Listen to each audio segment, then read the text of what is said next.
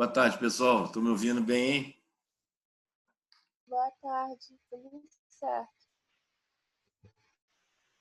Então, hoje nós vamos falar das patologias do punho e da mão e o professor Luiz Fernando vai falar de uma daquelas aulas que, quando deu problema na internet, que é Leg Calf Pertes hoje, que ele vai falar. Tá bom? E aí depois vai ficar faltando uma só aula que a gente vai gravar e vai botar no AVA. Tá? Então vamos lá. Patologias do punho e da mão.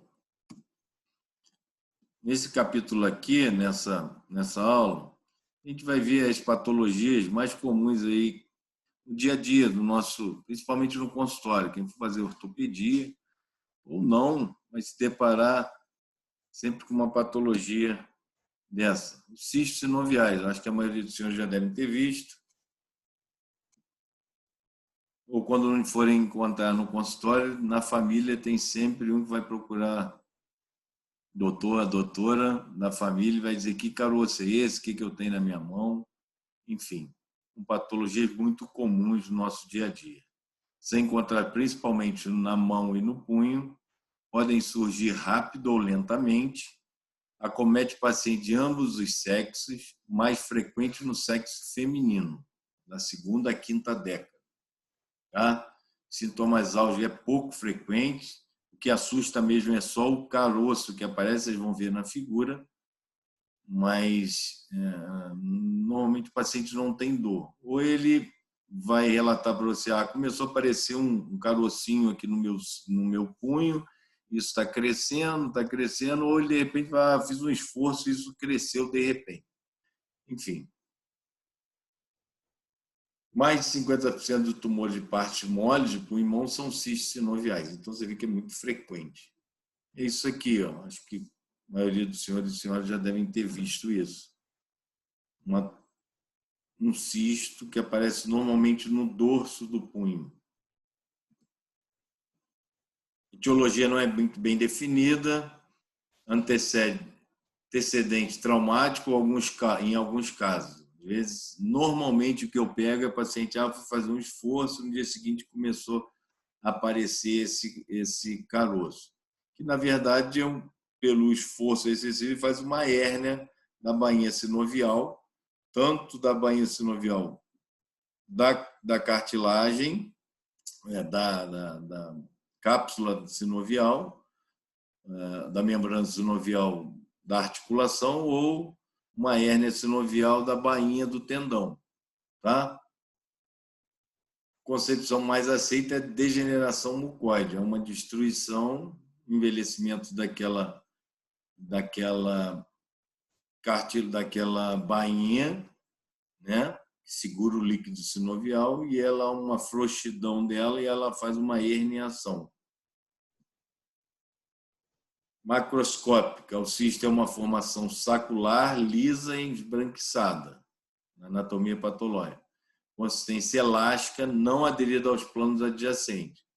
Contém substância gelatinosa, é uma gelatina mesmo. Às vezes no consultório a gente faz punção com uma agulha, quando você puxa, é igual uma gelatina mesmo. Clara, mais viscosa que o líquido articular. Não sofre degeneração maligna. Então ela não maligniza. Tá legal? Aqui, ó. É uma herniação. Esse aqui é um cisto sinovial da bainha aqui do tendão. Ela fez uma bolsa, uma herniação e dá esse caroço aqui, ó, cisto sinovial. Normalmente é indolor. Mas assusta. O paciente vai ao seu encontro para dizer, tu pareceu um caroço. O caroço sempre assusta, né? E aí ele fica preocupado. Exame clínico, 60% a 70% são dorsais, na região do dorso do punho ou da mão, tá? 20% na região palmar e 10% na bainha dos tendões flexores. Ultrassonografia é o melhor exame para fazer o diagnóstico. Exame radiológico, a gente sempre coloca, por quê? Para você fazer diagnóstico diferencial.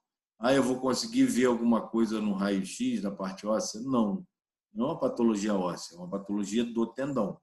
mas a gente faz sempre o exame radiológico para fazer algum diagnóstico diferencial, para ver se tem alguma alteração óssea do punho desse paciente também. Tá legal?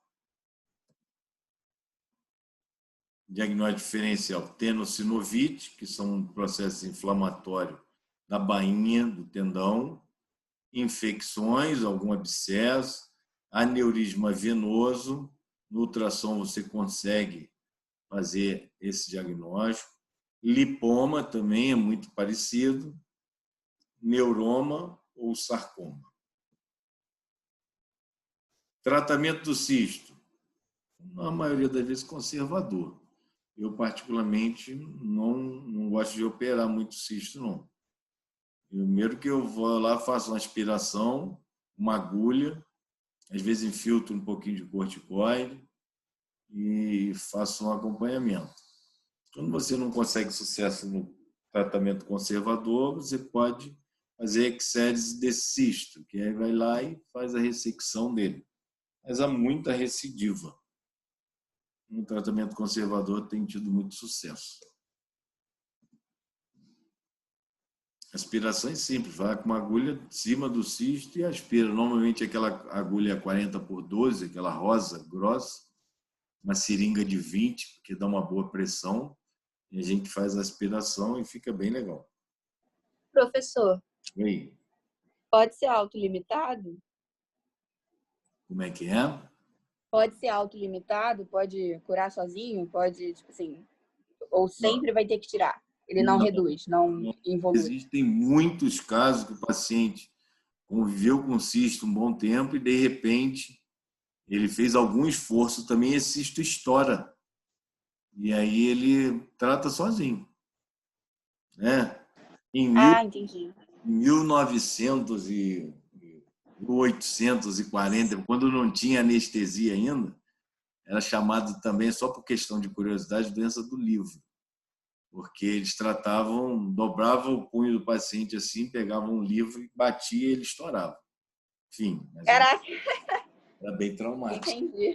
Obrigada, professor.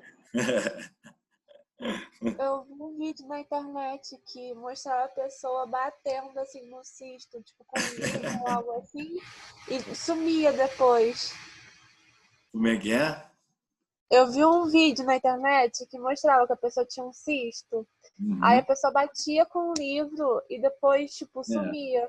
Antes era chamada doença do livro, porque ele curava com o livro. Pegava um livro e batia e ele estourava. Entendido? Entendido. Outra patologia comum no punho, nós vimos cisto sinovial, é tenossinovite estenosante de Dequervain, que chama. A tenossinovite estenosante de Dequervain, ela é muito comum também. Ó. É uma tenossinovite do primeiro compartimento dorsal do punho. Ali, eu vou mostrar para vocês. Nós temos 6 compartimentos. Deixa eu ver se tem alguma foto aqui. Aqui, ó. Primeiro compartimento aqui, segundo, terceiro, quarto, quinto, sexto. São 6 compartimentos, todos compondo os tendões extensores. O primeiro compartimento, a gente tem o tendão extensor curto do polegar, o abdutor longo do polegar. Então, a gente tem que compõe a primeira. Aqui a primeira compartimento, nós temos o extensor curto do polegar, que faz a extensão do polegar, tá? E o abdutor longo do polegar, que faz a abertura do polegar. Esses dois passam no primeiro compartimento. E o que é a tenossinovite de Dequervain? É uma compressão nesse primeiro compartimento. Então, o tendão, os 2 tendões, extensor curto do polegar e o abdutor longo do polegar, o adutor longo do polegar, ele não consegue deslizar ali. Então, quando você mexe no dedo do paciente, faz uma hiperflexão, o paciente tem uma dor muito intensa, principalmente aqui, ó, no processo estiloide do rádio. Por quê? Porque é uma diminuição da luz onde desliza os tendões. Esses dois tendões, extensor curto do polegar e o adutor longo do polegar. Então, é encontrado em mulheres gestantes ou no pós-parto. Paciente portador de artrite reumatoide tem uma predisposição. Trauma agudo ou face lateral do punho, mas uma lesão pós-traumática, né? Ele levou um trauma nessa região, né? Do estiloide do rádio. Fez uma tendinite, ficou uma tendinite crônica, fez fibrose, e aí começou a comprimir esses dois tendões, o extensor curto do polegar e o adutor longo do polegar. E aí o paciente começa a ter muita dor quando ele movimenta o polegar. Tá? Atletas que praticam esporte de raquete, né, pelo esforço repetitivo também, vão fazendo tenossinovite de repetição, e aí vai fazendo a compressão desses tendões. Ó, exatamente isso daqui. Ó. Esse aqui é o primeiro compartimento. Começa a comprimir esses dois tendões que passam aqui, e o paciente começa a ter dificuldade de mexer, flexão e extensão do punho, principalmente a flexão, porque quando você faz a flexão do polegar, você hiperestende ele, e aí tem muita dor. Ele está agarrando na bainha aqui do primeiro compartimento, ele não está deslizando bem. Tá? Extensor longo do polegar e o abdutor longo do polegar. É abdutor mesmo, não é adutor não.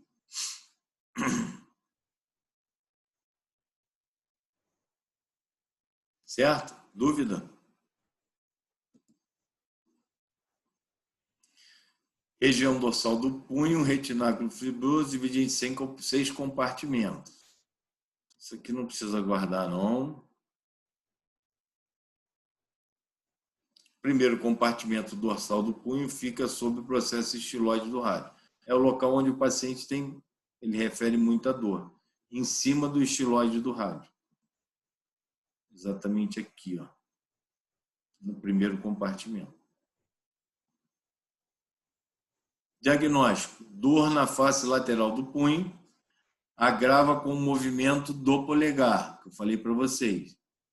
6 vezes mais comum no sexo feminino, e aí aqui tem alguns estudos relacionados à alteração hormonal, onde a mulher tem uma predisposição a fazer tenossinovite com mais facilidade. Sensibilidade local e edema, o paciente tem muita dor na região do estiloide do rádio. E a dor intensa ao teste de Filkenstein. Guardem o nome desse teste. Teste de Filkenstein. Para que serve o teste de Filkenstein? Para você fazer o diagnóstico da tenossinovite estenosante de Dequervine. Isso é matéria de prova, isso é pergunta de prova de residência. Guardem o nome, esse nome. Doença de Dequervine. Esse é o teste de Filkenstein. Pede para o paciente fechar o polegar, fica assim, ó, na mão, e aí você faz um desvio ulnar desse punho. O paciente tem uma dor tremenda nessa região. Quando ele tem essa dor intensa, teste de Filkenstein positivo. Certo? Diagnóstico diferencial, síndrome de interseção, atrito entre o tendão do primeiro e segundo compartimento, às vezes é uma tendinite, onde é um processo inflamatório e não está fazendo compressão. Fratura do escafoide. A fratura do escafoide é um pouco mais à frente do estiloide. Tá? É na base aqui do polegar. Mas, às vezes, dá para confundir. Mas a fratura do escafoide, às vezes, quase sempre, né, ela vem acompanhada de uma história de trauma. Artrose de punho, paciente mais idoso, compressão do ramo sensitivo do nervo radial. Existe um ramozinho sensitivo que passa ali junto a esses tendões também. Exame complementar, ultrassonografia. Você consegue fazer um bom diagnóstico, um bom sonografista consegue ver o primeiro compartimento espessado, né, aumento de partes moles, você consegue fazer bem o diagnóstico pelo ultrassom. Raio-x simples do punho, não vou conseguir ver o tendão. Não, mas eu sempre peço, tem que fazer parte da nossa rotina para fazer algum diagnóstico diferencial de alguma patologia óssea. Não esquecer disso, pessoal. Tratamento conservador, imobilização e anti-inflamatório. Quando você faz uma imobilização, normalmente envolvendo o polegar, você faz uma luva envolvendo o polegar, você vai parar a flex-extensão do polegar. Você imobiliza aquele tendão, para a mobilidade do polegar, com anti-inflamatório, você consegue um bom resultado.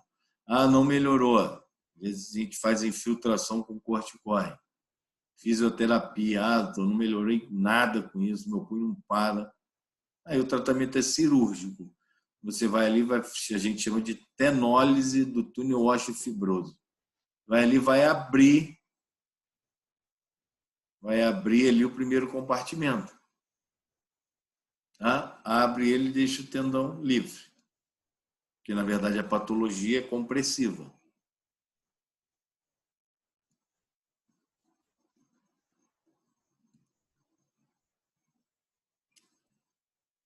Aqui, ó.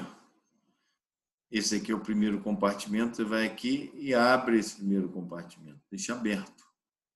E aí esses tendões vão parar de ficar sofrendo. E aí você melhora a patologia desse paciente. Dúvida até aqui, pessoal? Olha rapidinho. Vamos lá. Dedo em gatilho. Acho que a maioria dos senhores e senhoras já devem ter visto também. Eu acordo, meu dedo está dobrado. Quando eu vou esticar, os outros esticam e esse daqui continua dobrado. Aí eu pego ele dá um estalo, é uma dor horrível, eu consigo movimentar. Por quê? Porque ele está agarrado, ele faz um gatilho mesmo, vai tac, igual um gatilho mesmo, onde o tendão se solta. O tendão não está conseguindo fazer a extensão, ele não está correndo dentro da polia. Vocês vão ver, eu vou mostrar para vocês. Tendo sinovite esteranozante de dedo, é a mesma coisa, é compressivo. O tendão não está conseguindo escorregar. Uma das causas mais comuns de dor é impotência funcional da mão, movimento de flexo-extensão do dedo, os tendões flexores deslizam dentro de túneis, formados por polias. Eu vou mostrar para vocês. O espessamento da bainha sinovial agarra nessa polia e ele não consegue deslizar. Bloqueio ocorre quando o tendão tenta passar pela primeira polia do túnel flexor. É exatamente isso daqui, olha. Ele flexiona o tendão, ele volta. Aí ele está edemaciado, ele não volta na polia, ele agarra aqui na polia. É mais ou menos a etiologia do Dequervain, ele fica agarrando dentro da polia do primeiro compartimento. Você vai lá e abre ela. O dedo em gatilho também é mais ou menos isso. Você vem aqui e vai abrir essa primeira polia. Para ele parar de agarrar, para ele voltar a deslizar normalmente. Pós-traumática, né? Pode ser doenças sistêmicas. A gente assiste muito paciente com artrite reumatoide, diabetes mellitus, apresentar e tem uma predisposição a fazer tenossinovite. Pacientes gestantes, né? Alteração hormonal, infecções, tuberculose, às vezes o paciente também tem uma predisposição a desenvolver tenossinovite, outras idiopáticas. Tendão flexor digital desliza junto ao metacarpo e falange dentro de várias polias. Eu vou mostrar as polias para vocês. Nós temos 5 polias. 5 anulares, que a gente chama de A1, A2, A3, A4 e A5. Elas são espessas e são rígidas. E são as cuneiformes, 4 cuneiformes. Desculpas, cruciformes. tem a C1, a C2, a C3 e a C4. Elas são menores e elas têm uma elasticidade maior. Por isso que as patologias do túnel do dedo em gatilho normalmente acontecem nas anulares por elas serem espessas e mais rígidas. Mas normalmente 99% é na A1. Tá? Você tem que abrir essa polia para liberar o dedo em gatilho. É isso daqui, ó. Só para vocês entenderem. Ó. Tendão flexor aqui, ó, do indicador. Todos eles têm a primeira polia, A1, anular, anular 2, anular 3, anular 4 e anular 5. É cruciforme, ela faz um X. Por elas serem um X, elas são mais flexíveis. Então é difícil fazer dedo em gatilho. Nunca fazem na região da cruciforme. C2, C3, C4. Para vocês entenderem. Aí isso daqui, olha, ela fica espessa e o tendão corre na flexão. Quando ele volta, ele agarra aqui. Qual o tratamento do dedo em gatilho? Abrir a polia A1. Fazer uma tenólise. Abrir a polia aqui. É a mesma coisa do Dequervain. Você abre a polia do primeiro compartimento, lá no punho. O paciente sente bloqueio estalido durante a flexo-extensão, né? Você manda ele dobrar, esticar o dedo, ele tu agarrou. Aí ele pega assim o dedo, tac, tac. Você sente o estalido. Dor local, às vezes o 2 está bloqueado, numa fase muito avançada, ele não consegue nem desbloquear. Ele chega para você com o dedo já dobrado, e aí você tem que tratamento cirúrgico. Às vezes, nódulo palpável na face palmar. Você sente um carocinho, principalmente na região da primeira polia, que é nessa região aqui. A primeira polia está aqui. Você bota o dedo ali, tem um carocinho, um espessamento dessa polia. Exatamente aqui. Tratamento conservador, filtração corticoide, anti-inflamatórios. Eu passo primeiro fisioterapia, quando ela não está muito crônica, que o paciente ainda consegue soltar. Eu tento fazer fisioterapia para tirar o processo inflamatório daquela polia, diminuir a fibrose, às vezes o paciente consegue recuperar. Quando não, tratamento cirúrgico, a gente chama de tenólise da primeira polia, polia A1. A primeira polia anular.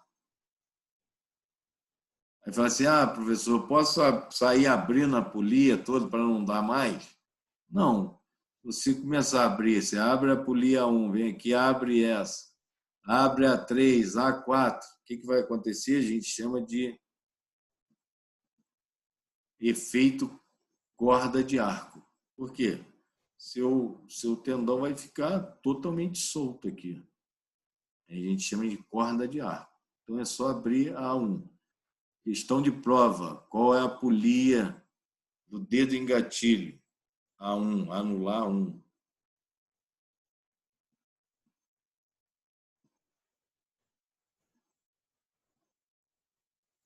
E a outra... Professor, isso acontece no dedo anular, o dedo em gatilho? Não, em qualquer um dos dedos. Indicador, beleza. Terceiro dedo, quarto. Eu pego muito no quarto dedo. Tem uma que eu vejo muito no quarto dedo e no indicador, cara. Mas já peguei no terceiro dedo, no quarto, no quinto dedo, muito pouco. Segundo, terceiro e quarto. Show? E a outra síndrome do túnel do carpo. Gente, acho que tem essa, tem mais uma patologia rápida. O que é a síndrome do túnel do carpo? Pessoal, só para simplificar, e é bem simples de entender. É uma compressão do nervo mediano. O nervo mediano ele vem e entra no punho, certo? Por um túnel. Esse túnel é formado, ocorre devido à compressão do nervo mediano dentro do túnel do carpo. O que é esse túnel? Esse túnel é na parte posterior ele é formado por osso. Na parte anterior, pelo retináculo, que é uma proteção dos flexores dos dedos. Na lateral, por parte muscular, é onde o nervo passa. Quando ele começa a haver alguma compressão nesse nervo, a gente chama de síndrome do túnel do carpo. Mas, professor, como é que eu faço o diagnóstico? A gente vai falar, dor neuropática é uma das mais terríveis. O paciente chega, é clássico ele chegar para você, professor, doutor, eu durmo já tem uns 20, 30 dias, um mês, eu estou dormindo e acordo com a minha mão, que é dormente, só a minha mão muito dormente, mas é uma dormência de dor, é uma dor horrorosa. E eu não estava dormindo em cima da minha mão estava tranquila, e é só à noite. De dia eu fico bem, mas à noite, de madrugada, eu acordo com a minha mão dormente com muita dor. É bem clássico assim no túnel do carpo. Atrasa no diagnóstico e no tratamento, perdas funcionais irreparáveis. Lógico que a gente está falando de nervos. Se você deixa um sofrimento neurológico, né, você pode ter complicações futuras. Né? Mas o paciente chegou com essa queixa, você pede um exame, a gente vai falar uma eletroneuromiografia, faz alguns testes que eu vou falar aqui, que são bem simples. Você faz o diagnóstico rápido e opera logo esse paciente. Uma incidência em mulheres, aqui também estudos mostrando uma relação com alterações hormonais, faixa etária de 40 a 60 anos. No diagnóstico de uma síndrome compressiva, pesquisar patologias associadas. O paciente, do nada, chegou para você com uma síndrome neurológica compressiva, os pacientes diabéticos têm uma predisposição, pacientes com hanseníase também tem uma predisposição de fazer neuropatias, né, doenças reumáticas, alcoolismo, doenças ocupacionais, enfim. O que é o túnel do carpo? É um espaço inelástico, limitado dorsal pelos ossos do carpo e ventral pelos ligamentos transversos do carpo. Na lateral, parte muscular. Tá? Os tendões flexores do dedo polegar mais o nervo mediano dentro do tendão do túnel ósseo-fibroso. Comprimiu esse túnel, o paciente vai começar a apresentar alterações neurosensitivas, neurológicas. Tá? Lembrando que o nervo mediano é responsável pela sensibilidade do polegar, eu vou mostrar para vocês, indicador, médio e anular, metade do anular.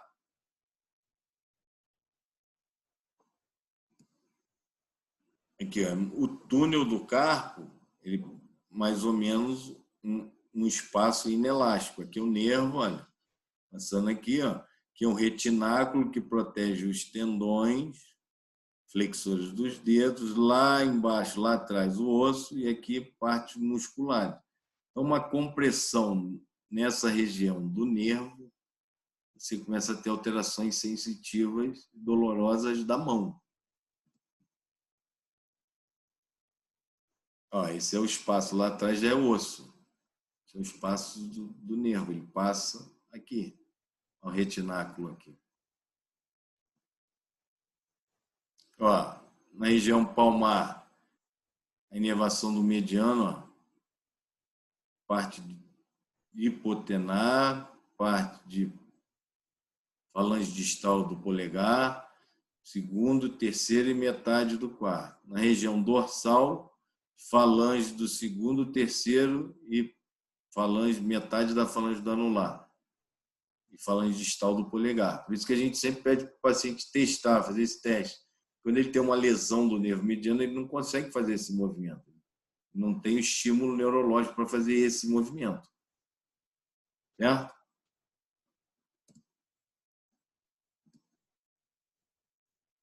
Aqui é só uma questão da anatomia, não tem muita importância. A etiologia. Músculos anômalos, alguma alteração muscular comprimindo esse nervo, né? Pode ser uma etiologia. Calcificações, principalmente pós-traumática, pós-fratura, tumor, né, fazendo uma compressão, algum tumor ou de partes moles ou tumor ósseo comprimindo o nervo mediano, sequela de fratura, luxações, gravidez, aqui é relacionado à alteração hormonal também, que aí fazem tendinossinovite de repetição, tendinossinovite dos flexores, aí comprime o nervo mediano, a gente viu que o nervo mediano passa logo embaixo dos flexores dos dedos, ou alguma causa iatrogênica, por exemplo, quando você bota uma placa, uma fratura do punho distal do punho, você bota uma placa ali, uma osteossíntese, com placa e parafuso, aquela placa começa a comprimir, a cabeça do parafuso comprimir o nervo mediano, ele pode desenvolver um sofrimento e apresentar a síndrome do túnel do carpo. Alguma dúvida aí, pessoal? Aqui, ó. Uma redução de uma fratura de Colles.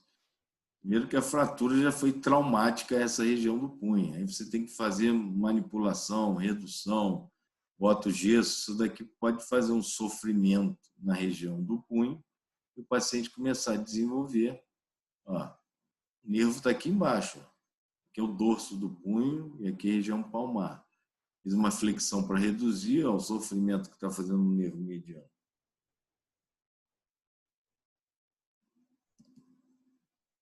Luxação do semilunar, olha. Nós já falamos de luxação do semilunar. Ele saiu aqui do lugar. Quem está aqui logo embaixo, passando aqui, logo esbarrando no osso? O nervo mediano, uma luxação. Qual a primeira complicação da luxação do semilunar? Compressão do nervo mediano, podendo levar a alterações sensitivo-motoras da mão, por compressão do nervo mediano. Quadro clínico, dor, parestesia da mão, principalmente à noite, como eu falei para vocês. Pode irradiar por antebraço e ombro? Pode. O paciente dói tanto a minha mão que vai estar subindo para o meu ombro. Mas a dor principal é a parestesia da mão. Tá? Numa patologia, um tempo mais avançado, não demora no diagnóstico, a gente às vezes assiste a uma atrofia da região tenar, aquela região aqui, ó. É uma atrofia muito grande dessa região aqui, ó, da base do polegar. Tá? Isso é sinal também de sofrimento do nervo mediano.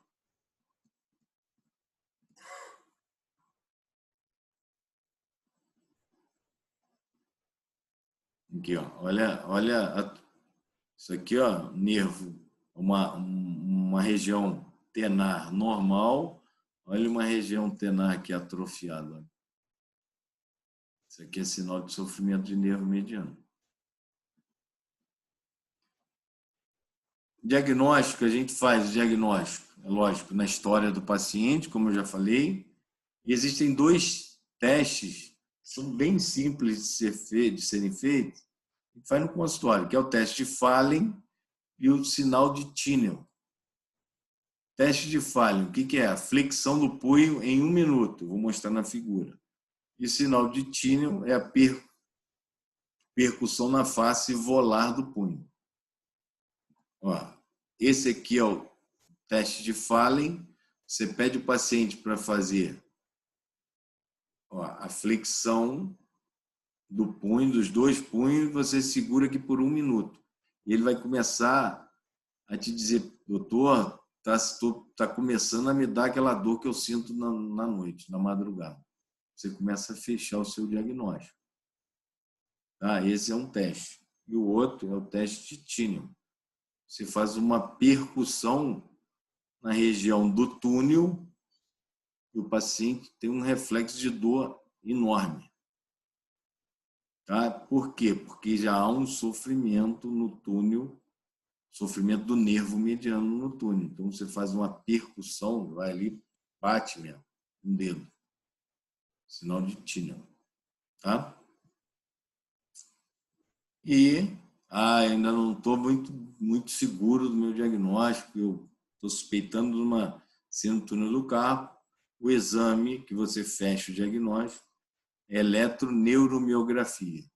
Aí você vai dizer assim, doutor, mas você fez a eletroneuromiografia, você opera todo mundo? Não, é eletroneuromiografia. Eu peço para todos os meus pacientes. Eu desconfio, eu peço, até para direcionar o meu tratamento. Porque ela pode ser uma compressão leve, e o exame te mostra isso, moderada a grave. Quando eu pego uma assíntone do carpo moderado, leve, eu não opero, eu só faço tratamento conservador, anti-inflamatório, fisioterapia, os pacientes evoluem bem. Quando eu pego uma eletroneuromiografia de moderada a grave, aí eu opero, porque o paciente não vai melhorar o tratamento conservador.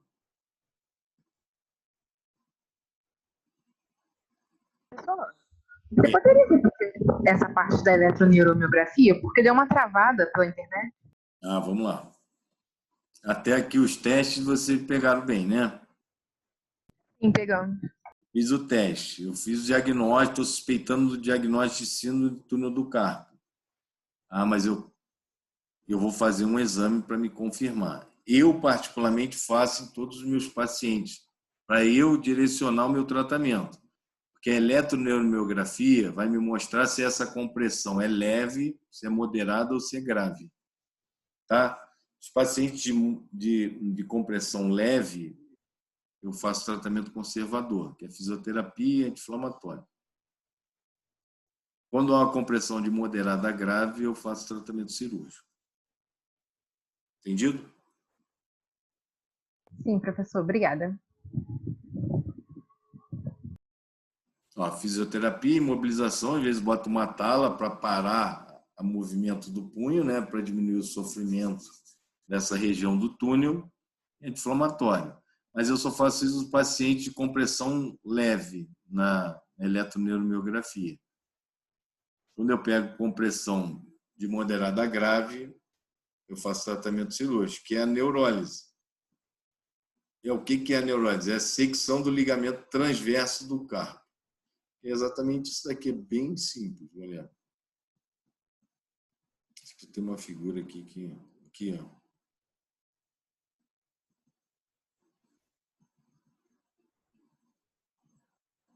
É isso daqui, ó. Vou aqui, tem um instrumental que a gente chama de tetracânula.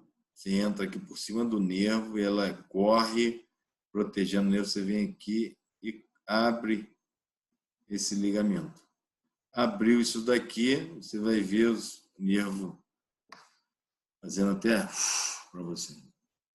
Suspirando, porque ele estava apertado. Bem simples a cirurgia. A gente chama de neurólise, que é a secção do ligamento transverso do carpo. Prognóstico muito legal. Incisão bem pequenininha, se identifica ali o ligamento, protege o nervo com esse instrumental, não sei se alguém já viu essa cirurgia, vai ali, secciona o ligamento e era isso. Bem tranquilo, o paciente, uma felicidade total, porque melhora muito.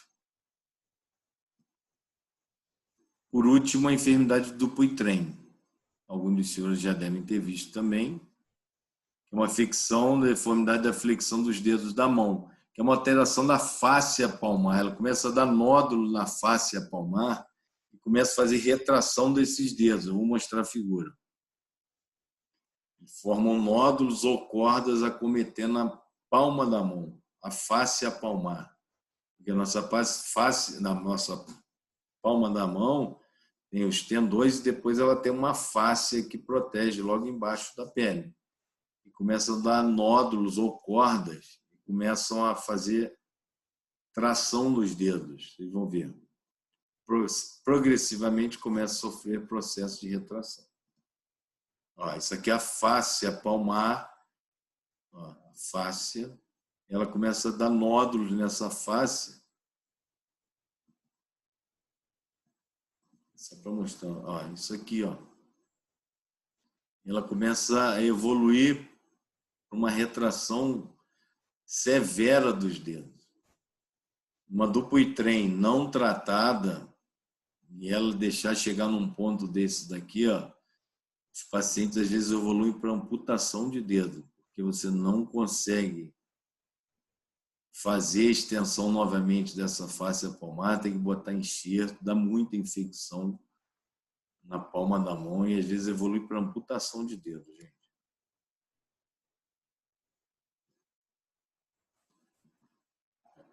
Isso aqui é epidemiologia, mais comum no norte da Europa, rara na África, mais comum no sexo masculino. Aqui é mais comum no sexo masculino, porque a etiologia, apesar de ser desconhecida, a gente observa muitos trabalho em mão, né? Trabalho de força repetitivo, trauma em mão, fatores, alguns outros fatores que predispõem também, o alcoolismo, tabagismo, diabetes e pacientes imunodeficientes, tá?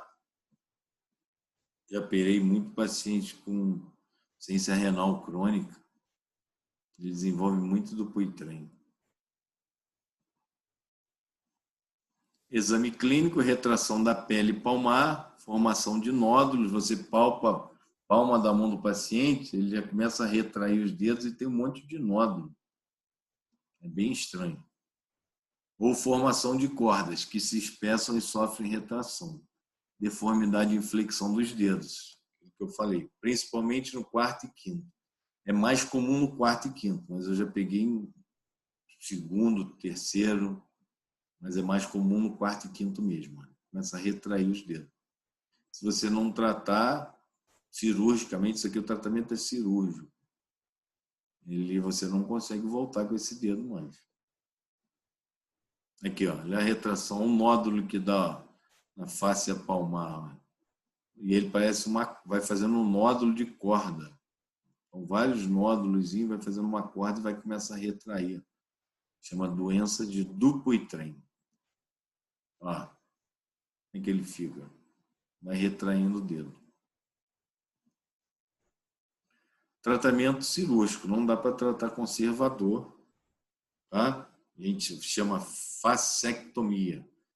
Ali abre a face palmar, normalmente faz uma incisão, que a gente chama de zetaplastia, você ir ganhando campo e limpando essa face, tirando os nódulos, para você voltar a fazer a extensão desses dedos. Aqui é um pós-operatório. Você vê, ó, mais cuidado que se tenha com a pele, dá muito necrose de pele no pós-operatório, porque ele é muito próximo à pele, né? É uma camada logo abaixo da pele. Então, por mais que você tenha muito cuidado, evolui por necrose. Então, é um pós-operatório bem chato. Às vezes você tem que deixar aqui aberto e fechando por segunda intenção. E aqui um pós-operatório. Era isso, pessoal. Isso aqui não precisa, não. Esses dois aqui. Tá legal? Boa tarde a todos. Vamos dar 10 minutinhos de intervalo, tomar um café e...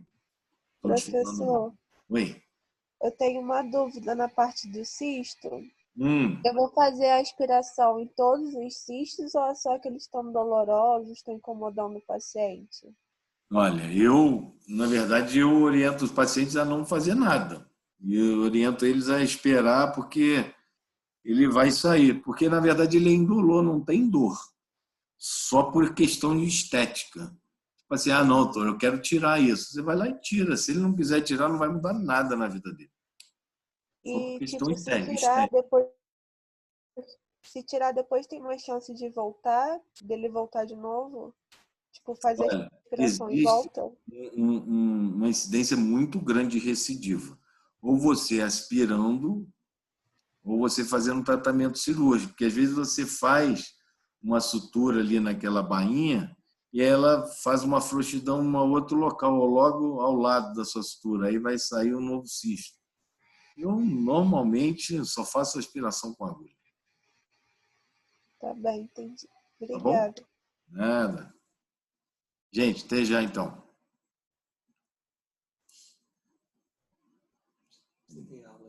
Professor? Oi. Então, a aula de, se não me engano, acho que foi há 2 semanas de lesões congênitas do quadril, tá no AVA. Só que quando abre o vídeo, não tá a aula, tá outra aula, tá uma aula da P1, tá uma aula de fraturas da perna. Tipo assim, o título tá de lesões do quadril, mas o vídeo tá de fraturas da perna. Como é que é? Deixa eu entender. Tá lá como o quê? A aula tá como lesões congênitas do quadril. Deformidades congênitas do quadril. Mas quando abre o vídeo, tá o vídeo da aula de fraturas da perna. Vou ver para você. Tá bom, obrigada. Nada.